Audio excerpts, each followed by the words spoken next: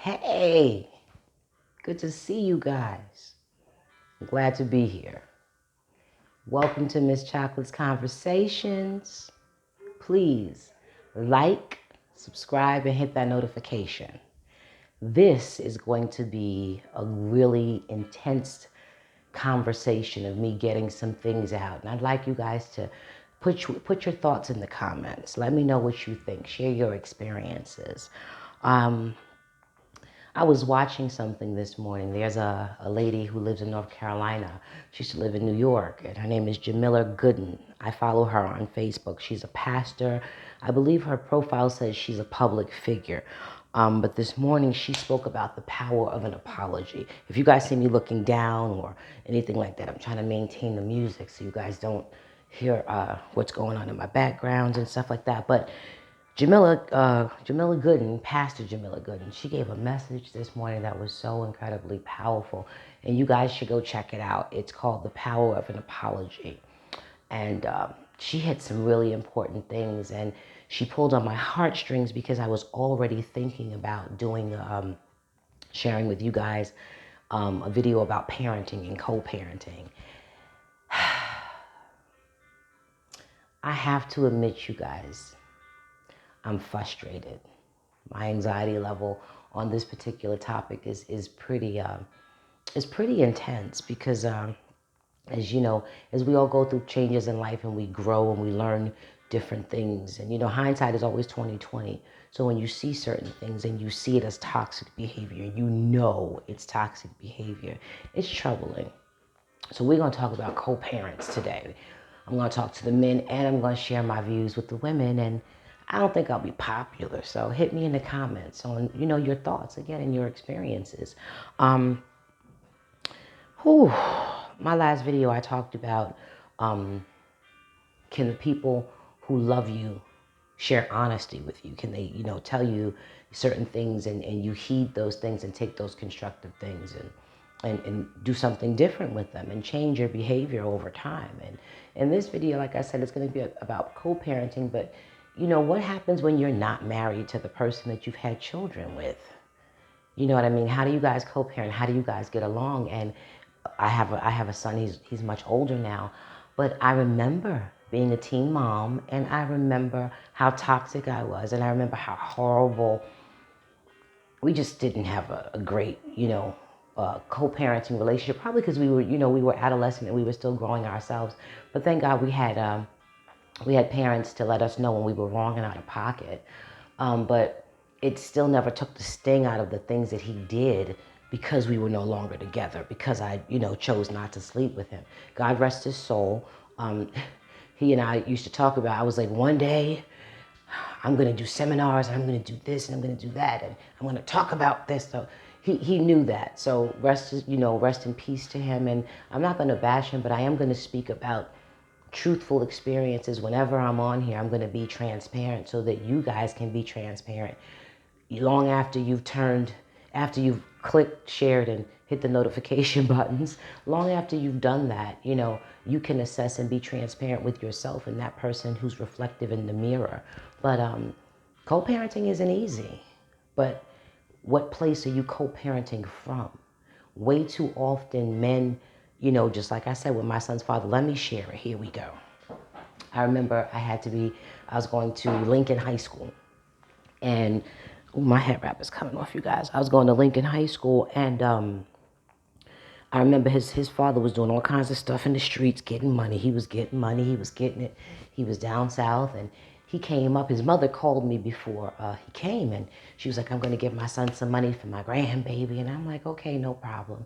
So he pops up at my school, and I see him, and I'm looking at him. I think my son had to be maybe 3, almost 4, and he's looking at me, and he's counting money. He had a wad of money, y'all, thick wad of money, counting money. He was like, so what's up? I'm like, what's up? He's like, if we go back to my aunt's house and I'll give you some money for the baby. I looked at him like he had lost a fraction of his mind. I said, are you crazy? I don't even like you. We conceived him, but I promise you I will never lay with you again. I gotta be dead to lay with you. I don't think that was the nicest thing I could have said, but I said something along that vein. And he never gave me the money that his mother had given for her grandson. And he never gave me any money. And that went on for many years. And it was such a toxic relationship. And I'm grateful because he went on to get married eventually. And the woman he married, she's amazing even to this day. Long after they got divorced, she and I are still friends to this day. But she was just really amazing in terms of and she was a little bit older than I was, so she moved a little different, thankfully. And I was just loud and Brooklyn and like, I don't play with me, and I wasn't off the rails with it, but I just matched his toxicity. And this is what we have to stop doing. This is the behavior we have to break because it's not healthy for children. Think of it this way, generationally, how your mother parented you, you're going to parent your child. And if you have just indifference toward that parent that you made the child with, what then happens to the child? How then do you speak to that child? How then do you view that child? You understand? Men have to stop that. Children are an extension of you, even if you are not with their mother. Even if you're not with their mother, you're responsible. Why? Because they came from your balls, baby. They half of you. So how do you, when you walk and you talk and you make sure you eat every single day, there's an extension of you, a little you, that's walking around that doesn't have money, that doesn't have, certain needs and necessities. So you have to think about how you co-parent. And I'm not talking just about money. I'm not talking just about money. And ladies, I'm gonna get to us in a minute, because there are behaviors we must break. There are behaviors we have to break in order for our children to be better than we were. The same way we want to be better than our parents were. And we can't do that if we can't touch and have these honest conversations. Come on now. We can't do it. And it's a need. Men, whether you have money or not, showing up. I was a daddy's girl. So I know what it is for my dad to do a 16-hour shift, and the next day before he goes to work on the weekend, we only got a little bit of time, but he'll take me to the store, he'll get coffee, and he'll buy me chips. I know what that feels like. And it's nothing in the world like your father being there and showing up no matter what. He and my mother separated maybe 3 times. One of the first big times I can remember, it was because I was a teenage mother. They got back together because my son was born.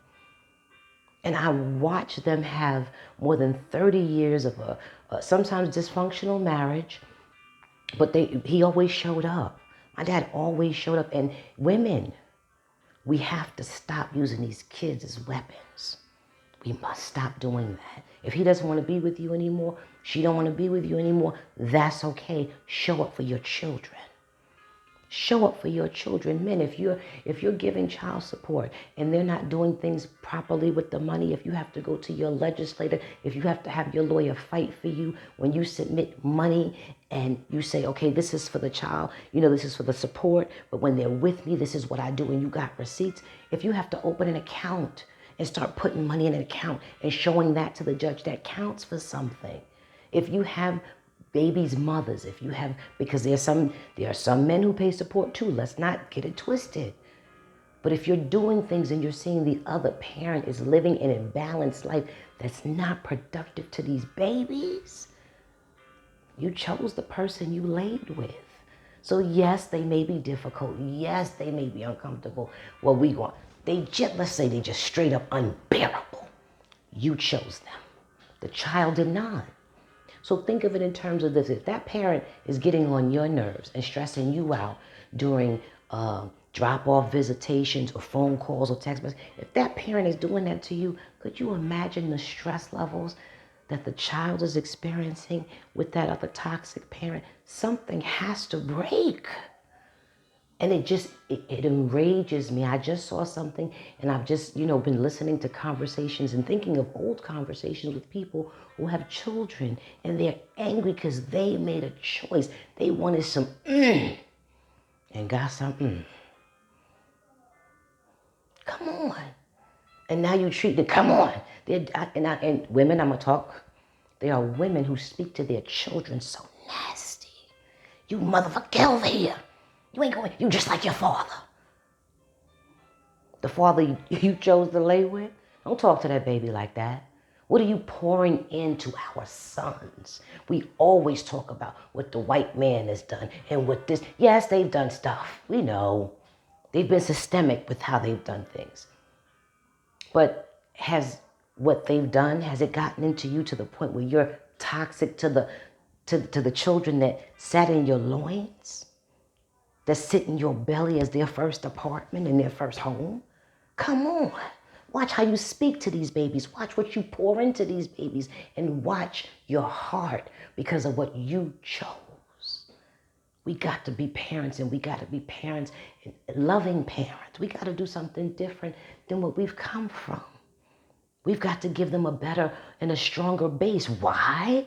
Because think about it. 15, 20 years ago, it is very, very, very incredibly different.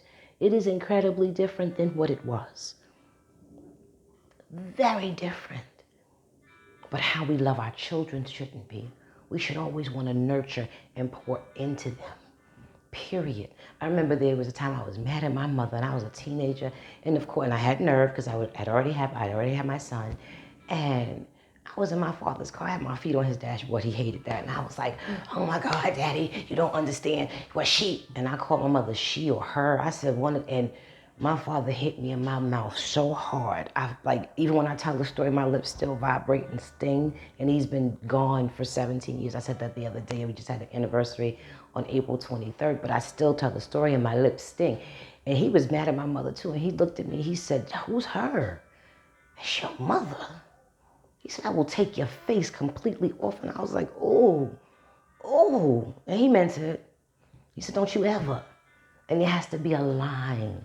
There has to be some kind of sanctity that we get back that ain't got nothing to do with the white man and what they've done systemically to us. And they've done what they've done. How are we loving each other? How are we feeding our children different? I'm going to say this before I sign off, but I've even heard lately there was a young lady I heard talk about and I've heard, she's not the first one. I've heard people say, "Oh yeah, my baby got the latest Jordans," or "My baby's outfit is $150." And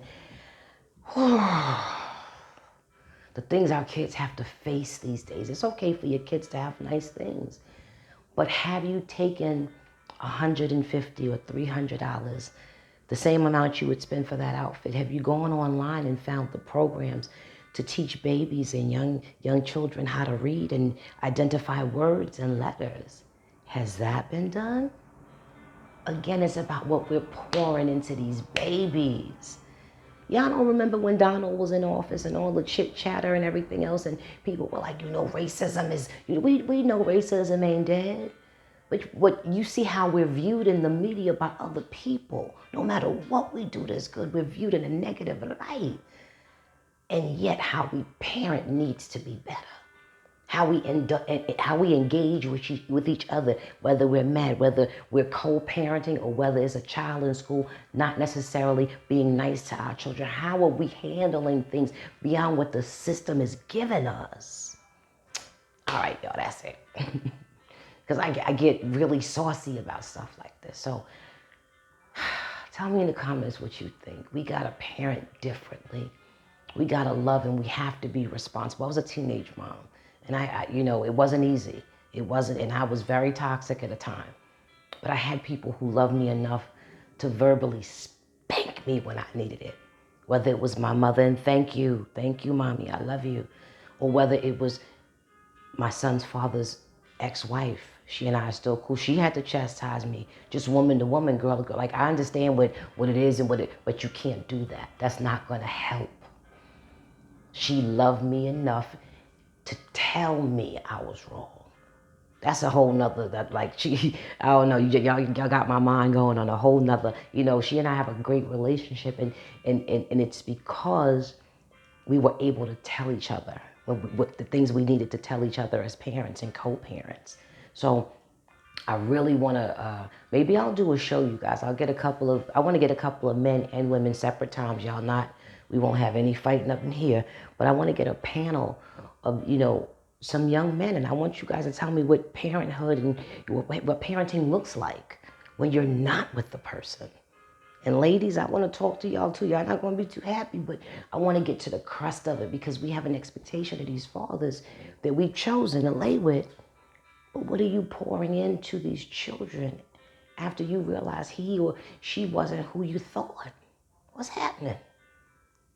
Please leave a message in the comment.